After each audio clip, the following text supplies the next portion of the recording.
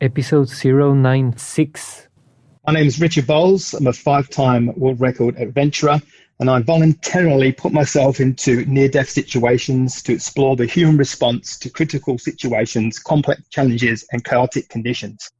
If you always feel like you're pursuing your full potential in every aspect of life, be it socially, with your family and your career, every aspect of your life, if you're just performing at your best in those areas, I think that this means you're pretty successful. Welcome to Innovator Diaries, a show where influencers and leaders from all walks of life share their story and experiences. You learn the strategies and action points that have helped them find success and get to where they are today. You'll hear their stories and valuable advice to help you on your own path. These messages may also help somebody you know, so please share. Okay, perfect. Richard, thank you so much for your time today. I am very interested in talking to you because what you do is actually really unique and niche. You take extreme experiences, as you were saying, and then you translate them and re-engineer them for business success. So some of the things that you have done are walked by an erupting volcano, walked through a crocodile-infested river, walked through desert war zones. You ran more than 5,000 kilometers through the Great Australian Driving Range, walked and ran as well 3,000 kilometers across mountains in New Zealand. And the latest experience you had was worked as a rickshaw hand-pull driver in India and lived with them and how they live for a week.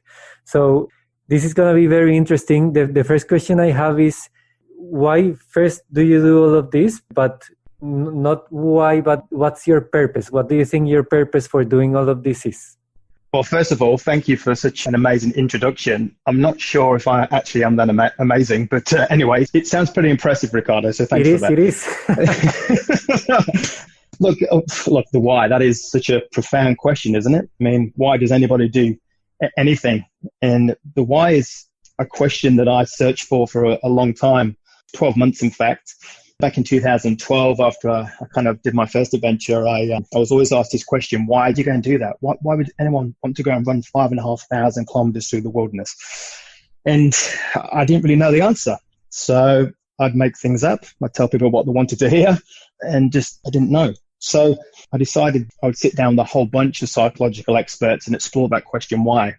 And what that boiled down to was the fact that, well, sometimes it's just because. And that's not an answer that a lot of people are ever content with. And I actually wasn't either. I was like, really? I've risked my life. I've done crazy things just because? And they were like, yes, just kind of because. And just searching for that why for so long really sent me down a very deep spiral into depression, actually. And really, sometimes it is just because. There's no, why is such a hard question to ask, I think, because whys always lead to more whys. And you know that if you've got children, you know, when you're a 5-year-old asks you a question and you give them the answer and they go, yeah, but why? Yeah, but why? Yeah, but why? It's just a never-ending thing. So, you know, that question to why is very, very difficult one to answer. But if I can try and answer it for you, I think it's just a feeling. I think for me, I just chase whatever I feel inside my gut. So let's call that a good feeling, intuition. I believe in that intuitive feeling. I think if we follow that, or at least in my world, when I followed that, things tend to go to plan. That doesn't always mean that it's an easy journey, but it certainly is always a successful one. So you have that feeling that drives you to do all these experiments.